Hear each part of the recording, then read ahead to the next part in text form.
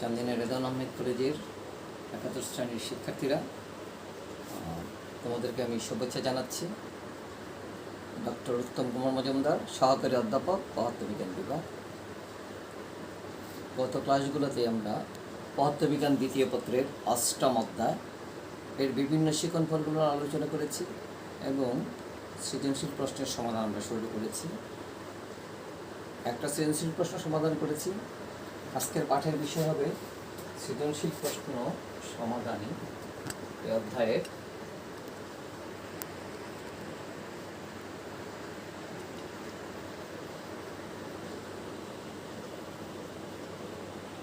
दो নম্বর সৃজনশীল প্রশ্ন।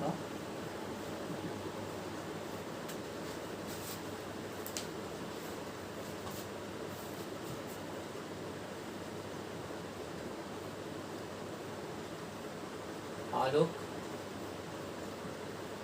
তড়িৎ ক্রিয়ার পরীক্ষায়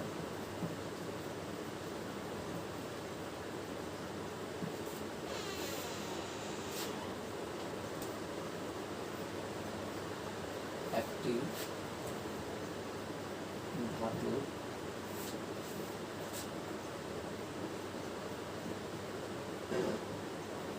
কার্যাপেক্ষক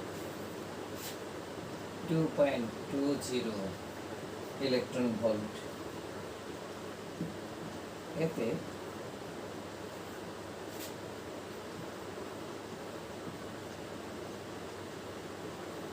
3000 অ্যাংস্ট্রম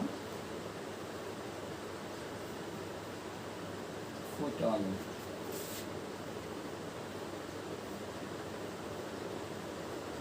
আপত্ত হলো। জানতে চাওয়া হলো ক সূচন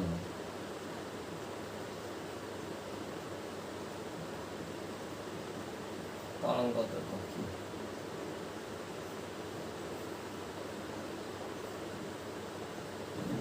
কোন বস্তু আলোকের বেগের চেয়ে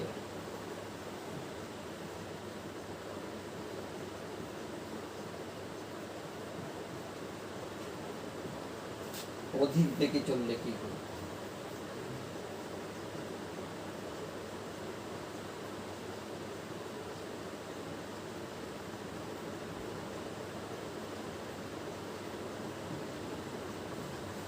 গ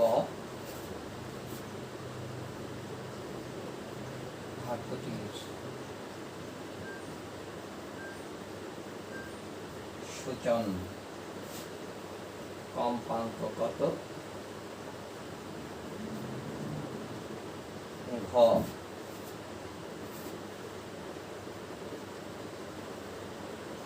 উদ্দীপকের বর্ণনা অনুসারে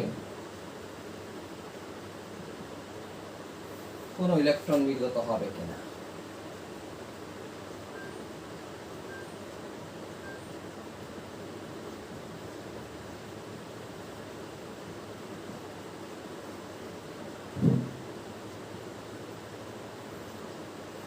বর্ণনা করো, সব পক্ষে যুক্তি দাও ইত্যাদি। এই হচ্ছে প্রশ্নটা। উদ্দীপক আলোক তড়িৎ ক্রিয়ার পরীক্ষায় একটি ধাতুর কার্যাপেক্ষক 2.20 ইলেকট্রন ভোল্ট, এতে 3000 অ্যাংস্ট্রম ফোটন আপতিত হলো। আমরা বুঝতেই পারছি আলোক তড়িৎ ক্রিয়ার যে শিকনফল আমরা ওখানে বলেছিলাম যে কোনো ধাতুর উপর যথোপযুক্ত উচ্চ কম্পাঙ্কের তার চৌম্বকীয় বিকিরণ বা ফোটন, তার চৌম্বকীয় বিকিরণ মানে যার বর্ণালীটা আমরা জানি রেডিও তরঙ্গ থেকে গামা রশ্মি পর্যন্ত বিস্তৃত, এই দীর্ঘ পাল্লার যে কোনো কম্পাঙ্কের তারের চুম্বকীয় বিকিরণ নয়, যথোপযুক্ত উচ্চ কম্পাঙ্কের।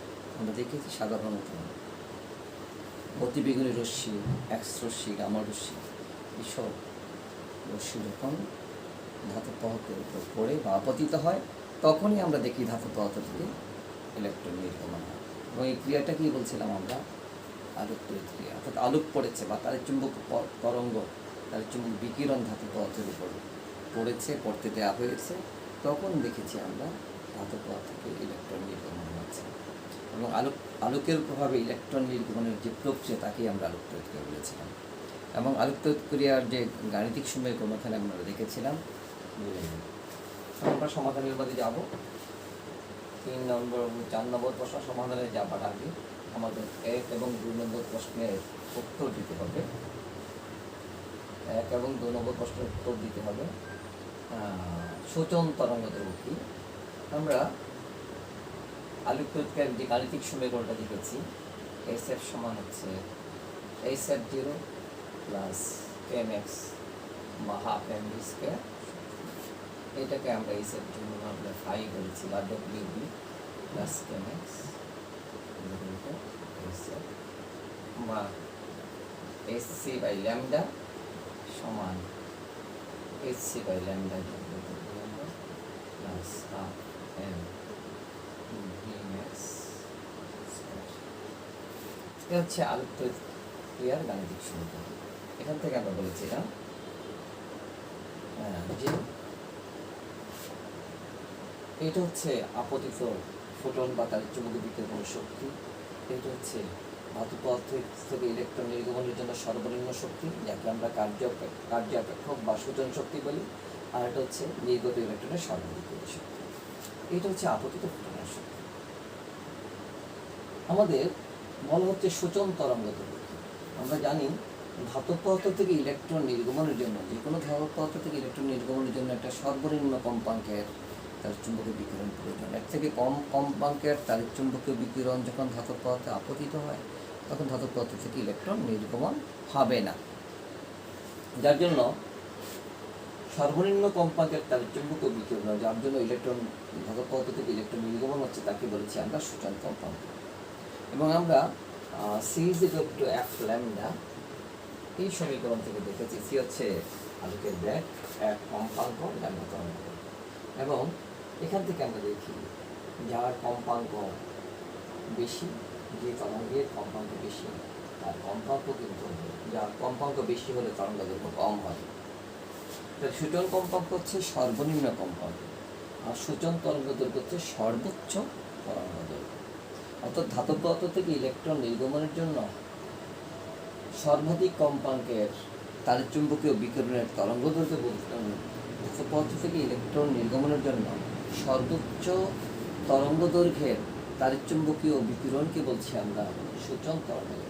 অর্থাৎ কোনো ধাতব পদার্থ থেকে ইলেকট্রন নির্গমনের জন্য ধাতব পদার্থের উপর আপতিত সর্বাধিক তরঙ্গ দৈর্ঘ্যের তাড়িৎচুম্বকীয় বিকিরণের তরঙ্গ দৈর্ঘ্যকে আমরা সূচন তরঙ্গ দৈর্ঘ্য বলি। ঠিক আছে, একে আমরা ল্যামডা নট দ্বারা প্রকাশ করি, সূচন তরঙ্গ দৈর্ঘ্য। যার একক হবে, বুঝতে পারছো, যার একক হবে কি?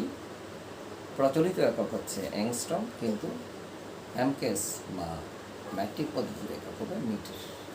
এবং আমরা জানি 1 অ্যাংস্ট্রম হচ্ছে 10⁻⁻10 মিটার। তাহলে সূচন তরঙ্গ দৈর্ঘ্য কি আমরা জানি। এবার হচ্ছে কোনো বস্তু আলোকের বেগের চেয়ে অধিক বেগে চললে কি হবে? কোনো বস্তু ক্ষয়ের উত্তর আমরা দিচ্ছি। এখন ক্ষয়ের উত্তর আমাদের হয়ে গেল, এবার ক্ষয়ের উত্তর দিচ্ছি। কোনো বস্তু আলোকের বেগের চেয়ে অধিক বেগে চললে কি হবে? আমরা আইনস্টাইনের আপেক্ষিকতার তত্ত্বে বলেছি যে বিশেষ আপেক্ষিকতার যে তত্ত্ব, কোনো বস্তু বা কাঠামোর বেগ কখনোই আলোকের বেগের চেয়ে অধিক হবে না। কিন্তু এখানে জানতে চাওয়া হয়েছে যদি আলোকের বেগের চেয়ে কোনো বস্তু অধিক বেগে চললে কী ঘটতো। আলোকের বেগের সমান বেগেই দেখি না যে কী হয়, বিষয়টা চললে কী হয়। আমরা দেখেছি ভরের আপেক্ষিকতার তত্ত্ব থেকে m সমান m0/√1 ভরের আপেক্ষিকতা তত্ত্ব, যেখানে m0 ছিল স্থির ভর, m ছিল গতিশীল অবস্থায় ভর। এবং আমরা বলেছি স্থির অবস্থায় ভরের মানটা হচ্ছে সর্বনিম্ন। এবং এখান থেকে আমরা দেখি যদি c সমান v হয়, এই সমীকরণ যদি দেখি আমরা c সমান v হয়, তাহলে c সমান v হয়ে গেলে 1 হয়ে যাবে, m হয়ে যাবে অসীম বা অসংজ্ঞায়িত। মানে কোনো বস্তু যদি আলোকের বেগে চলে, তাহলে বস্তুর ভর কিন্তু হয়ে যায় অসংখ্যায়িত মানে অনেক বড়, চিন্তাই করতে পারবো না, অসীম ভর হয়ে যায়, অকল্পনীয় ভর হয়ে যায়। ঠিক অন্যান্য সমীকরণগুলা যেমন এল সমান L naught root over of 1 minus v square by c square এটা দিয়ে, বা টি সমান T naught by root over of 1 minus v square by c square, যে কোনো একটা দিয়ে সমীকরণ ব্যবহার করি কিন্তু এর সপক্ষে আমরা বলতে পারি যখন সি সমান বি হয়ে যায়, এখানে দেখো গতিশীল দৈর্ঘ্য শূন্য হয়ে যায়, এটাও অকল্পনীয়। আবার এখান থেকে এটা হচ্ছে স্থির ভর, স্থির সময়টা, স্থির কাঠামোতে সময়টা, এটাও হয়ে যাওয়া সম্ভব। এই তিনটা সমীকরণের যে কোনো একটা ব্যবহার করে কিন্তু আমরা উদ্দীপকের ক্ষয়ের উত্তরটা আমরা দিতে পারি। যে কোনো বস্তুর ব্যাগ যখন আলোকের ব্যাগের সমান হয়ে যায় তখন ভর হয়ে যায় সংজ্ঞায়িত, দৈর্ঘ্য হয়ে যায় শূন্য, এবং স্থির কাঠামোতে সময় হয়ে যায় অসংজ্ঞায়িত, যেটা অকল্পনীয়। তার থেকে বেশি বেগে চললে এটা অকল্পনীয় মাত্রা ছাড়িয়ে যাবে, মানে কল্পনায় আমরা এটাকে আনতে পারবো না। তাহলে এই আমরা জানি অনুধাবন প্রশ্নের দুইটা অংশ, একটা জ্ঞান, একটা অনুধাবন। তাহলে জ্ঞানের জন্য আমরা এই সমীকরণগুলো তিনটার যে কোনো একটা ব্যবহার করব, এবং তারপরে অনুধাবনের জন্য আমরা বলবো যে যদি সি সমান বি হয়ে যায় তাহলে ভর অসংজ্ঞায়িত হয়ে যায়। আর প্রতিটা বিষয় আমরা বলবো, বলার পরে যে তার থেকে বেশি যখন হবে এটা আমরা চিন্তা করতে পারি না। আর আপেক্ষিকতার কাঠামোটা এরকমভাবে আপেক্ষিকতার বিশেষত্বের স্বীকার্য মহাবিজ্ঞানী আইনস্টাইন এভাবেই নিয়েছেন যে কোনো বস্তুর বেগ বা কাঠামোর বেগ আলোকের বেগের চেয়ে বেশি হবে না, যদি বেশি হয় তাহলে তো আপেক্ষিকতার স্বীকার্য মানাই হচ্ছে না। সুতরাং আপেক্ষিকতার স্বীকার্য তো মানেই হচ্ছে না, তাহলে বিশেষ আপেক্ষিক তত্ত্বের আমরা কোনো সূত্রই আমরা এখানে ব্যবহার করতে পারবো না। যেমন আমরা দেখেছি গ্যালিলিয়ান রূপান্তর সমীকরণ স্বীকার্যকে মানছে না বিধে এটা সংশোধনার্থে আমরা পরবর্তী লরেন্জ রূপান্তর সমীকরণ ব্যবহার করেছি। তাহলে প্রথম হচ্ছে জ্ঞানের কথাটা এটা বলবো, পরবর্তীতে দুটা কথাই আমরা বলতে পারি যে যদি আমরা সি থেকে বেশি বেগে চিন্তা করি তাহলে আপেক্ষিকতার স্বীকার্য মানা হচ্ছে না, সুতরাং এখানে আপেক্ষিকতার স্বীকার্য তো মানা হচ্ছে না, পরবর্তী কোনো সূত্রই এখানে আর প্রযোজ্য হচ্ছে না। আর দ্বিতীয় কথা বলবো যে প্রতিটা বিষয়ই অতি কল্পনীয় বিষয় হয়ে যাচ্ছে, যেটা পদার্থবিজ্ঞানের কথা নয়। তাহলে ক্ষয়ের উত্তর আমরা এটুকু বলবো। এবার গয়ের উত্তরে আমরা আসি।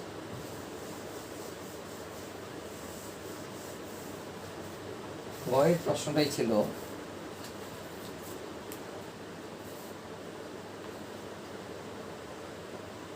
ধাতুটির সূচন কম্পাঙ্ক কত। গয়ের উত্তর দিচ্ছি আমরা। এখানে দেয়া আছে কার্যাপেক্ষক, আমরা কার্যাপেক্ষককে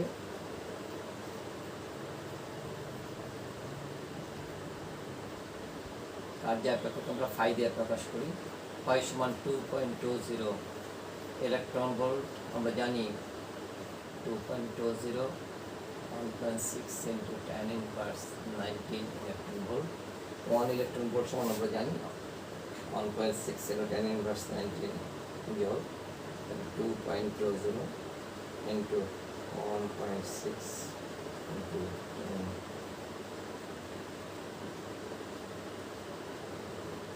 3.52 into 10 to the power this 19 joule per photon।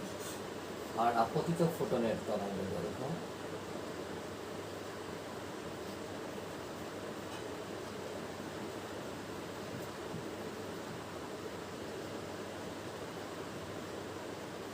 Lambda আছে 3000 অ্যাংস্ট্রম। আমরা জানি 1 অ্যাংস্ট্রম সমান tan inverse 10 মিটার।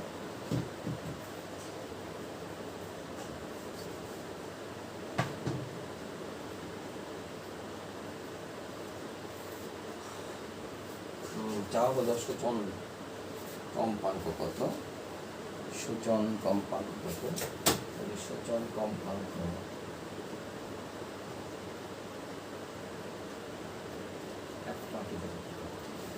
আমরা জানি phi is equal to হচ্ছে h f naught বা f naught সমান phi by h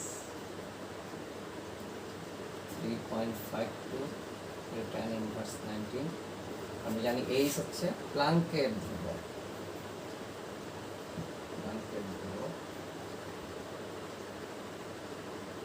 এই সমান হচ্ছে 6.63 into tan inverse 34 joule second, 6.63 into tan inverse 34 joule second. কম্পাঙ্কের একক হয়ে যাবে হার্স, তাহলে 3.6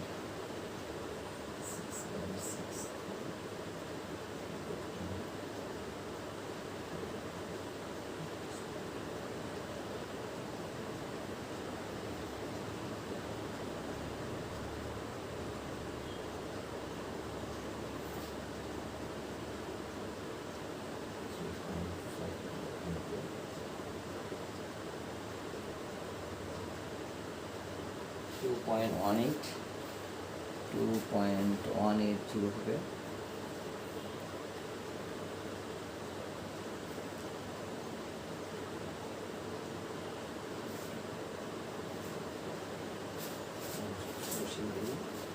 Five, 3.52 tan inverse 19, 3.52 tan inverse 19,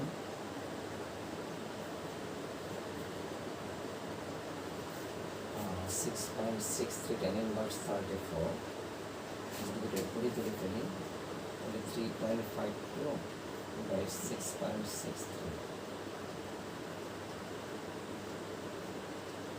is 15 hours, 3.52 by 6.63, 0.5309 0.5309 into 10 to the power 15 hertz বা 5.3 into 10 to the power 40 hertz। তাহলে অ্যাপটনের মানটা পেয়ে গেলাম আমরা 5.3 into 10 to the power 40 hertz। যে রশ্মি বেরোবে তার চুম্বকীয় বিকিরণ বেরোবে না আপতিত সর্বনিম্ন আপতিত ফোটনের যে সর্বনিম্ন কম্পাঙ্ক তার মান হচ্ছে 5.3 10 to the power 40 hertz। অর্থাৎ এই কম্পাঙ্কের যখন তার চুম্বকীয় বিকিরণ আপতিত হবে তখন পদার্থ থেকে ইলেকট্রন নির্গমন হবে। তাহলে গয়ের প্রশ্নের উত্তর আমাদের হয়ে গেল, আমরা পেয়ে গেলাম 5.3 10 to the power 40 hertz। তারপরের প্রশ্ন হতে জানতে চাওয়া হয়েছে উদ্দীপকের বর্ণনা অনুসারে কোনো ইলেকট্রন নির্গত হবে কি না। ফাই আমরা দেখেছি 3.5 into 10 to the power, phi মানে হচ্ছে এই সাবজেক্ট। আর আপতিত ফোটনের শক্তি যেটা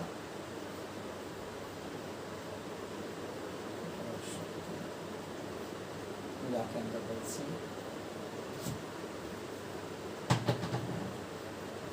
SF, F সরাসরি দেওয়া নেই, আমাদের ল্যামডা আছে, তাহলে SC বাই ল্যামডা। জানি সি হচ্ছে আলোকের বেগ, সি হচ্ছে 3 into 10 to the power 8 meter per second, 6.63 34 3 into 10 to the power 8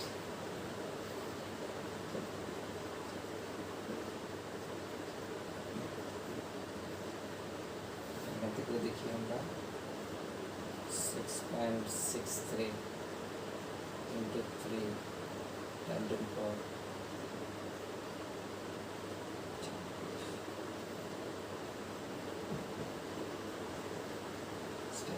যদি আমরা উপরে তুলি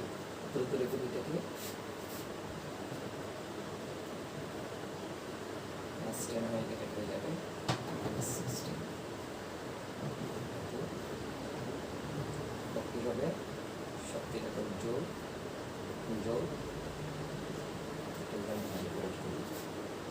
6.63 into 3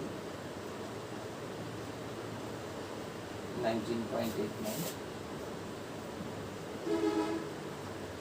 divided by 3000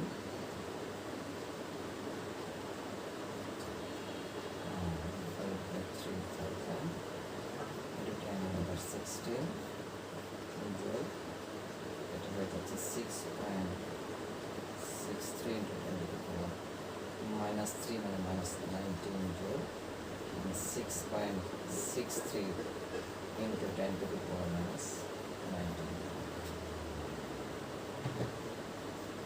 তাহলে আপতিত ফোটনের শক্তি দেখা যাচ্ছে 6.63 into 10 to the power -19 joule। আর ইলেকট্রন নির্গমনের জন্য সর্বনিম্ন শক্তি দেখাচ্ছে 3.52 into 10 to the power -19। অর্থাৎ দেখা যাচ্ছে আমরা এখান থেকে বলতে পারছি যে HF গ্রেটার দেন HF, অর্থাৎ আপতিত ফোটনের শক্তি ইলেকট্রন নির্গমনের সর্বনিম্ন শক্তির থেকে বেশি। জানতে চাওয়া হয়েছে ইলেকট্রন নির্গত হবে কি? তোমরা বুঝতে পারছো, তোমরাই তো বলতে পারছো।